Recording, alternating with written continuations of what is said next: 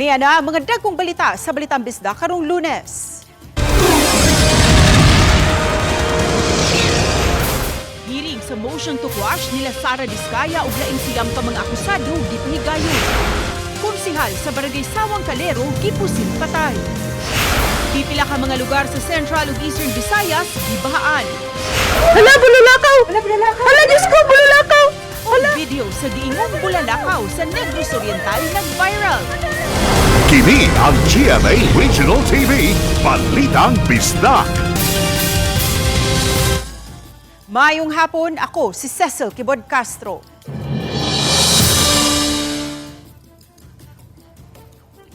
Gidungog karong adlaw ang motion to quash information nga giduso sa mga legal counsel nila ni Sara Diskaya ug sa siyang pa ka mga akusado sa kasong graft and malversation of public funds. Subay kini sa 96.5 million pesos nga ghost flood control project sa Davao Occidental.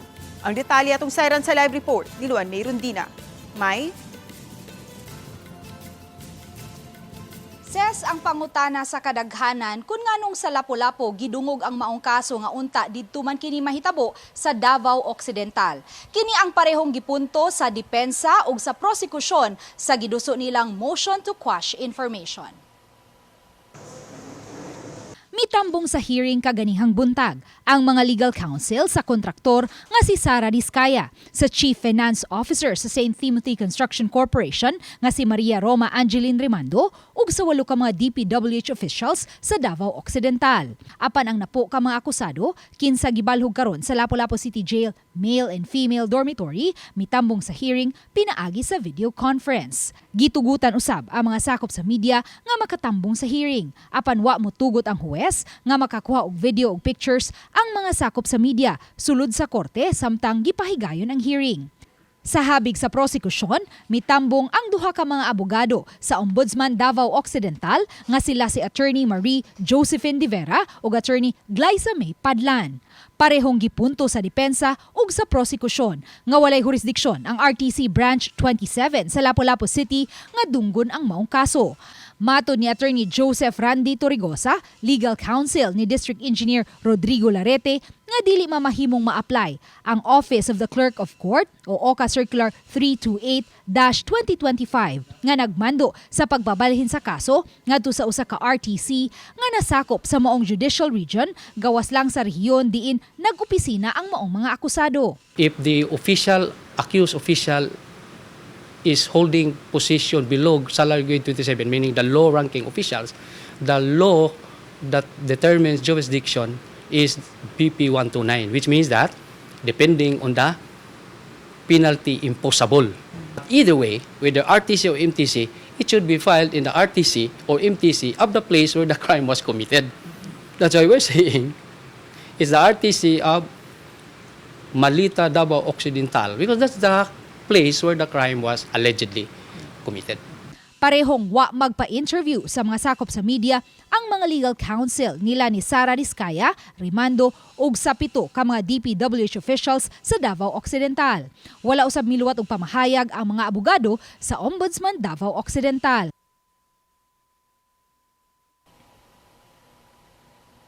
Ses gikan karong hapon hangtod sa January 12, posibleng mupagawas na og resolution si Presiding Judge Nelson Leco sa maong motion to quash information.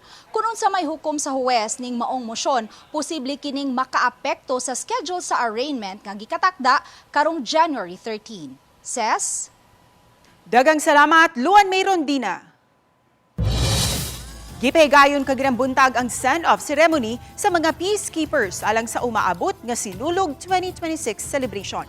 Ini ang report ni Alan Domingo. Unang gipahigayon ang send-off mass sulod sa Cebu City Sports Center nga gihalad sa kaparian sa Basilica Minore del Santo Niño diin gidala usab ang imahin sa balaang bata.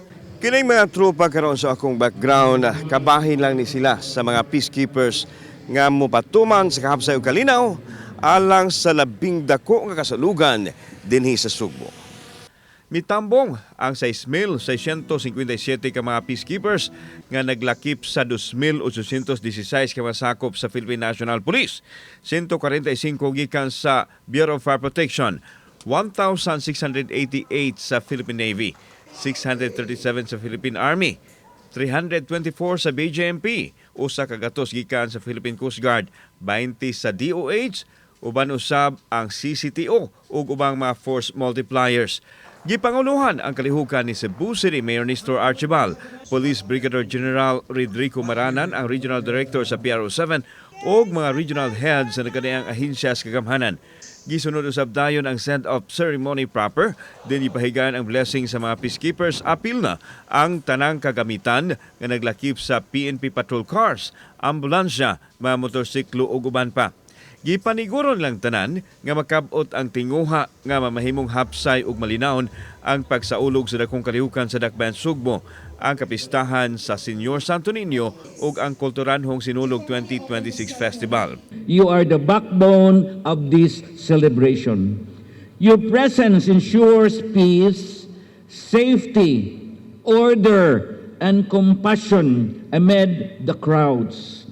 With the thousands of able bodies here this morning and with the hundreds of mobility resources, I am sure that the security plan will be implemented flawlessly and it will be executed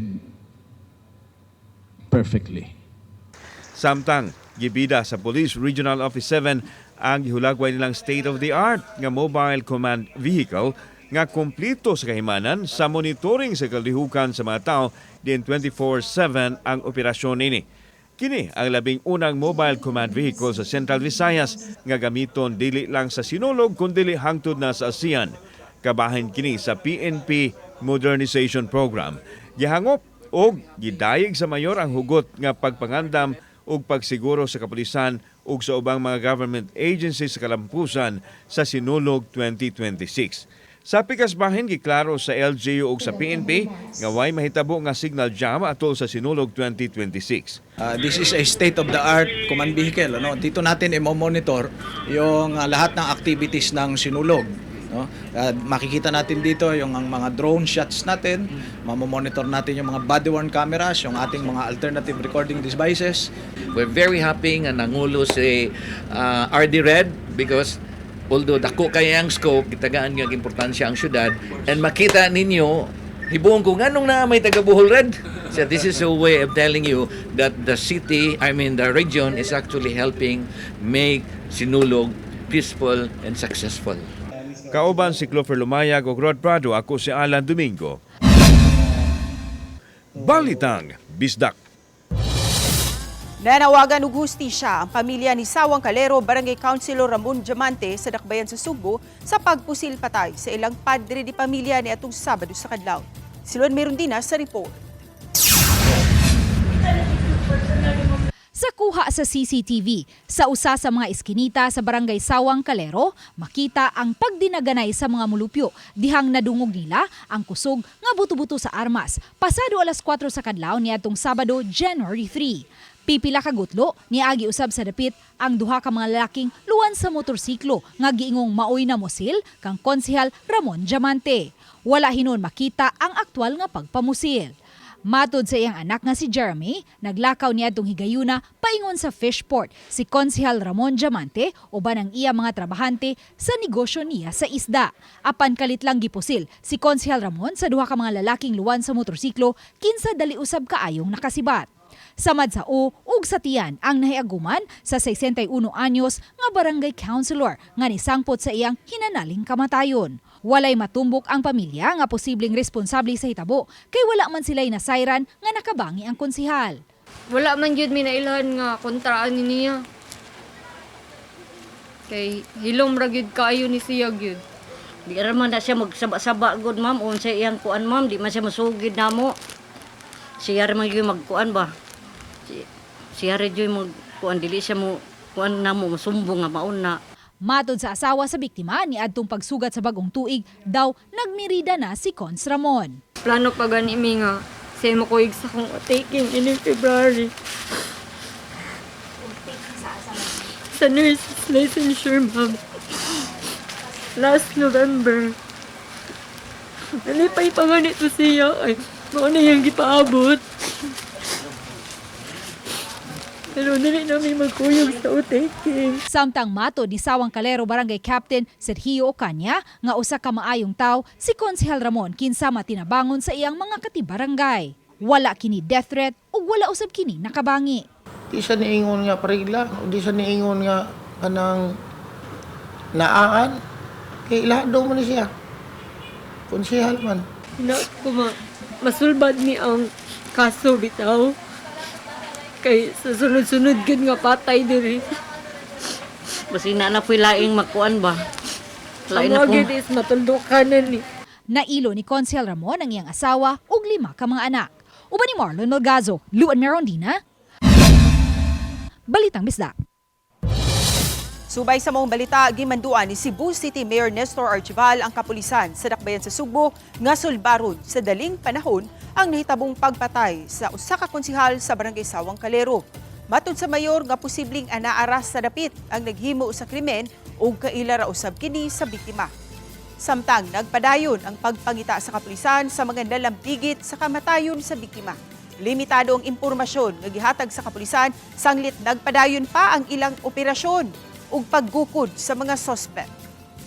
Nay accomplices dito nga sa area kay na may mga nakita na to nga mga personalities dito nga dili siya directly involved sa shooting pero dito siya mahibong tanganong naa sila dito sa areas prior to the shooting incident. Mga silingan ra gyud ni.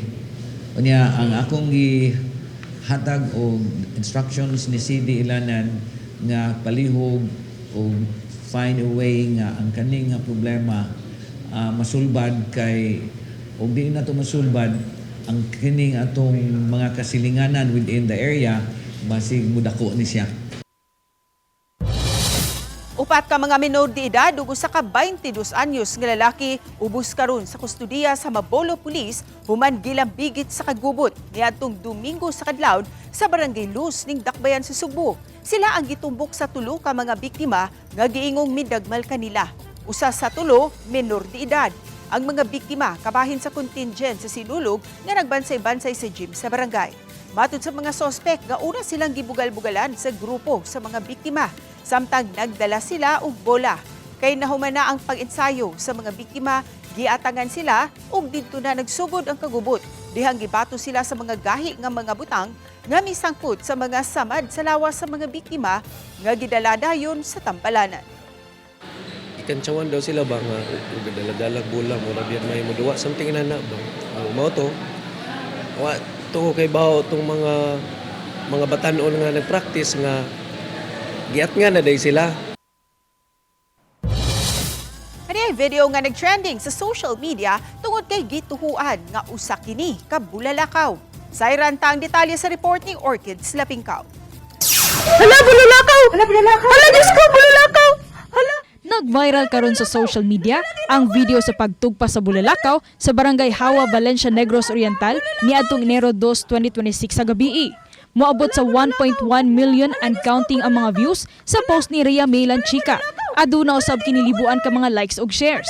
Nakaangkon usab kini ug nagkalain-laing reaksyon. Apan gibarugan ni Rhea May nga tinuod ang maong video. Suma pa ni Rhea May nga 7 segundo lang niya kini nakuhaan og video sanglit ulahi na siya nakadesider nga kuhaan og video ang gituhuan niya nga bulalakaw. So naadra ako mga igsuon kay gid sila nga ako na bulakaw pero I'm not sure ang bulakaw gid siya.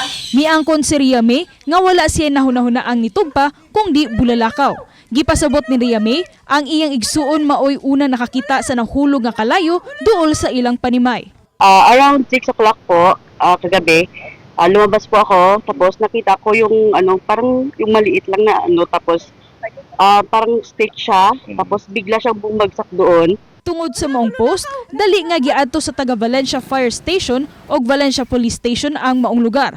Apan wala dayon kini nila nakitaan tungod kay walay timailhan nga usa kini ka bulalakaw.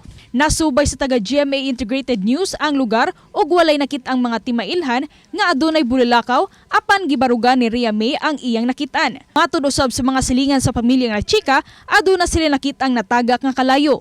Apan kay bulungan nga walay nakit-ang timailhan sa pagkatagak niini. Matud sa Valencia Fire Station nga dili bulalakaw ang natagak apan usa ka emergency flare. Sa pagkakaron, padayon pang giimbestigar sa Valencia Police Station kung kinsa ang nagpalupad og emergency flare ug unsa ang motibo niini.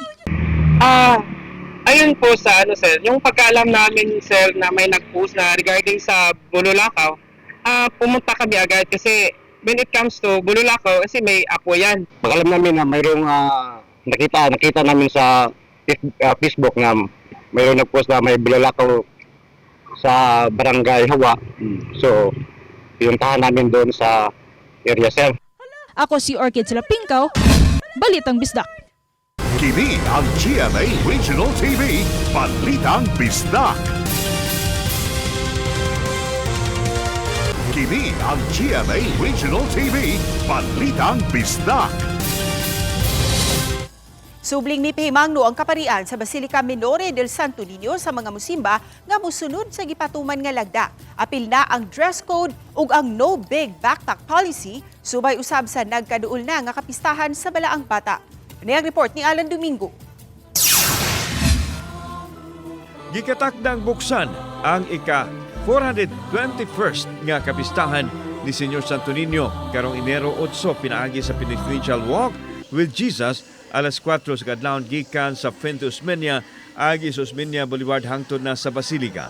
Ipahigan usab ang una sa siyam ka adlaw nga Novena Mass sa Fiesta Señor din adunay 11 ka misa ang sa ulugon sugod sa alas 4 sa kadlawon hangtod na sa alas 7 sa gabi. Ang duration ana kada misa will be 1 hour and a half, magsugod na alas 4, then last mass nato is at 7 p.m. Then by 7 p.m. sa last mass, atong pagahimuon ang atong pagsayaw sa traditional sinulog nato gyapon. Mi pahinumdum usab ang kaparian sa Basilica nga kinahanglan motuman sa dress code nga taod-taod na nilang ipatuman alang sa musulod sa simbahan. Kung mahimo dili usab magdala og dagko nga backpack. Ang Pilgrim Center adunay capacity nga 5,000 ka mga tao ug ipatuman usab ang one entrance ug one exit sa mga manimbahay aron mamahimo kining hapsay. Ang ato ang entrances will be diri sa Magellan's Cross nga entrance kasi ang tungod katong all exits nato dira sa Osmeña Boulevard nga gates. So ang atong mga guards nakaibaw na sila nga once ma-reach na nato ang maximum capacity sa sulod sa Pilgrim Center, ato nang ihunungon ang atong entrance. So ang mga tao wala rin problema because makasimbar gyapon sila sa gawas kay naman gyapon tayo i-put up nga mga LED stations, no? Kauban si Clover Lumayag ug Rod Prado, ako si Alan Domingo. Balitang Bisdak.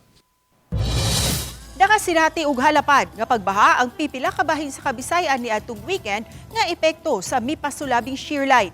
Nakanselar usab ang biyahe sa pipila ka mga barko tungod sa di maayong panahon. Ano ang report ni Nico Sereno?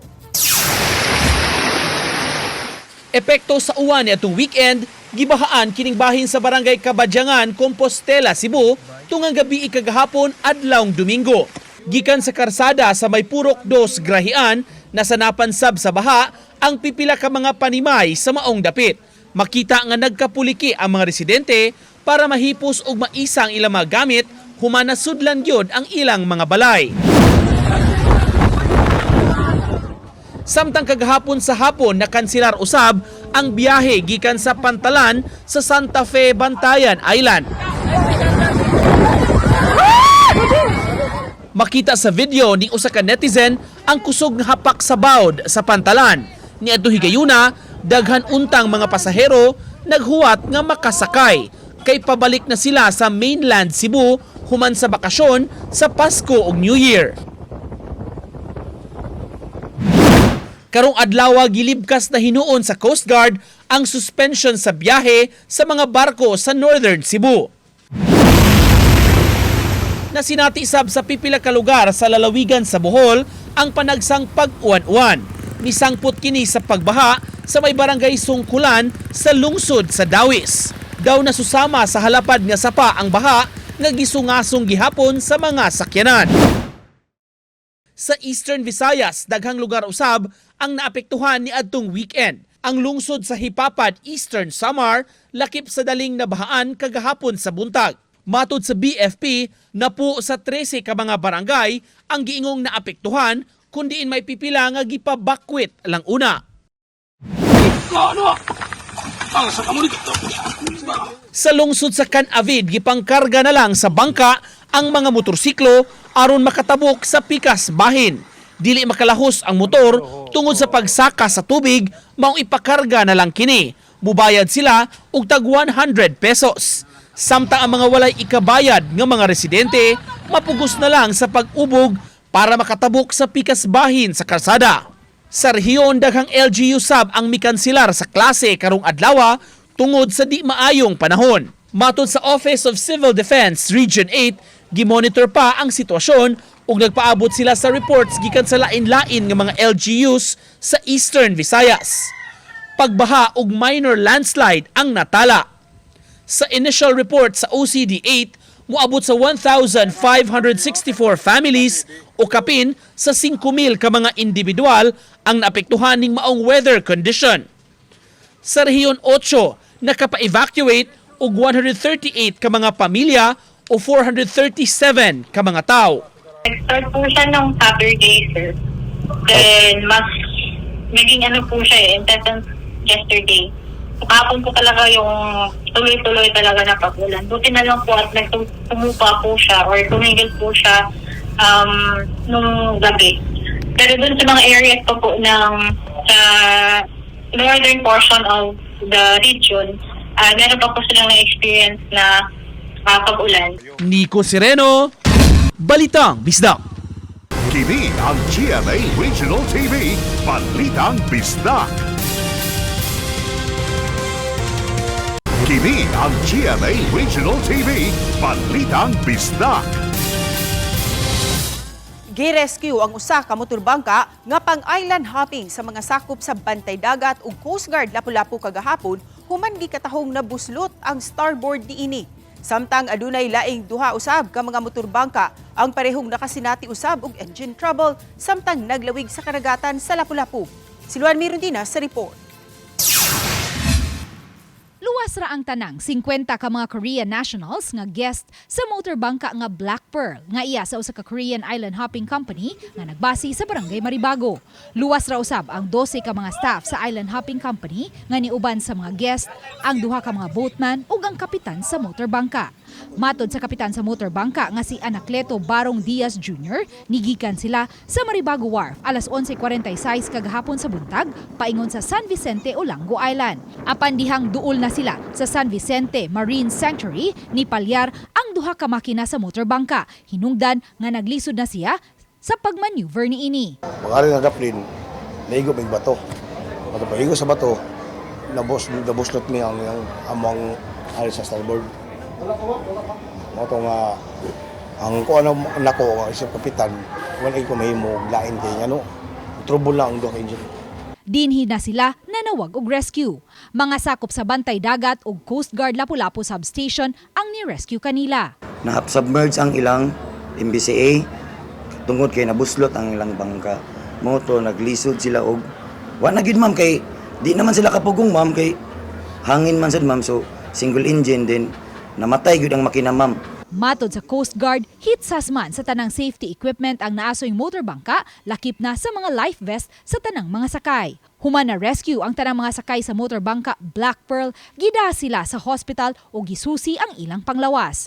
Una ni ini, duha usab ka mga motorbangka ang gi-rescue sa Bantay Dagat ug Coast Guard sa kadagatan sa Lapu-Lapu City kagahapon sa buntag. Ang unang insidente naglambigit sa usa ka mangingisda gikan sa Olango Island nga padung unta maghatod sa iya mga baligyang seafoods sa Katarman, Liloan. Apan samtang naglawig kini sa dagat habig sa Barangay Punta Inganyo, nakasinati kini og engine trouble. Luwas ra hinuon ang naasoy mananagat apan naguba gayud ang iyang motorbangka human nasudlan kini og tubig. Usa-usab ka motorbangka nga gikan sa Barangay Baring ug padung unta sa Punta Inganyo Port ang nakasinati usab og engine trouble dihang habig na kini sa kadagatan sa Barangay Suba Basbas. Luwas ra ang parehong kapitan ug boatman sa naasoy motorbangka ug na-rescue ra usab paingon sa Marigondon Port ang ilang motorbangka. Uban ni Marlon Melgazo ug Rod Prado, Luan Mirondina. Balitang Bisdak. Padayong nagpahimangno ang MDRRMO Balamban sa mga motorista nga moagi sa Trans Central Highway sa Barangay Kansumuroy hangtod na sa Barangay Gaas nga magmatngon uli kayan ang pagbiyahe sa maong dalan gumikan sa landslide. Makita sa video nga kuha ni Jose Juarez Canedo kisa taga Balamban ang sitwasyon sa lugar. Diin midahili ang bahin sa yuta nga gikan sa bukid nga miali sa dalan. Makita usab ang mga tao nga naglakaw sa mga lapok. Samtang pipila ka mga sakyanan ang naglisod usab sa pag-agi. Matod ni Desiree Suroy-Suroy usa ka staff sa MDRRMO Balamban nga nagsugod ang maong landslide sukad pa ni atong bagyong Tino. Bisan mubundak ang gamay nga uwan, mudahili ang portion sa yuta. Panahon nga mudahili ang yuta, ipahigayon-dayon ang clearing operations ug i-assist ang mga tao ug mga sakyanan nga moagi. Padayong gi-monitor sa taga MDRRMO Balamban, Cebu PDRRMO ug DPWH ang maong lugar. Sa labing uwahing update sa presyo sa produktong petrolyo, adunay pag-usbaw ug aduna say pagmenos sa presyo. Karong adlaw, gipahibaw sa Department of Energy Oil Industry Management Bureau nga momenos og 10 sentimos ang presyo sa gasolina matag litro. Apan musaka og 20 ug 10 sentimos usab ang presyo sa diesel ug kerosene matag litro. Ang tanang mga fuel retailers nga mopatuman sa price adjustment magsugod ugma Enero 6 alas 6 sa buntag. Unang napanglantawan unta sa DOE OIMB ang rollback, apan ang kasamok tali sa mga nasud sa Estados Unidos ug sa Venezuela maoy nakapausab sa presyo niini. Pagdahili sa yuta nahitabo sa Toledo Manipis Road sa dakbayan sa Talisay niadtong Biyernes sa hapon. Sa video nga kuha ni Inday Len Arioja, makita ang bulog sa tubig nga midagayday agi sa Toledo Manipis Road pasado alas 3 Biyernes sa hapon. Nakuhaan usab og video ang pagdahili sa yuta ug ang mga bato nga nalakip sa gianod sa bulog sa tubig. Makita usab ang pagsubay sa pipila ka mga motorista sa agianan. Diin midagayday ang tubig. Gipahibaw ni Inday Len Arioja nga mobiyahe unta sila paingon sa Toledo City. Iyang gihulagway ang kalisod sa pag-agi sa mga motorsiklo sa dapit tungod sa gagmay nga mga bato-bato nga naapil sa pagkaanod sa baha. Sa post sa Talisay City LGU, giawhag nila ang mga motorista nga likayan lang una ang pag-agi sa Toledo Manipis Road aron kalikayan ang aksidente. Sa laing video ni Inday Len Arioja, nahawanan na hinuon ang bahin sa Toledo Manipis Road nga midahili. Nakaagi na usab pagbalik ang mga motorista.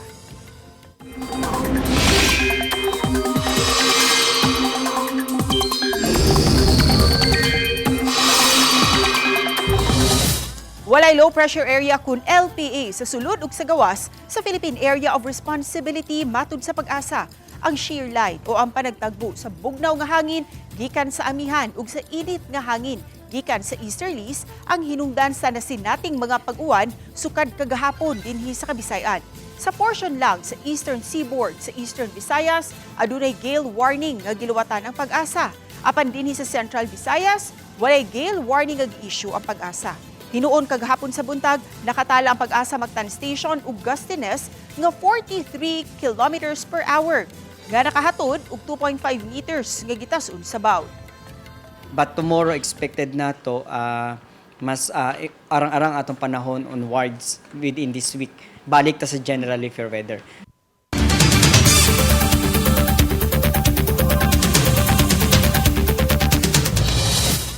Kami ang GMA Regional TV Balitang Bisdak. Kinatibukang pwersa alang sa mas dakong misyon ug mas halapad nga pagalagad sa nasod. Mayong hapon mga kapuso.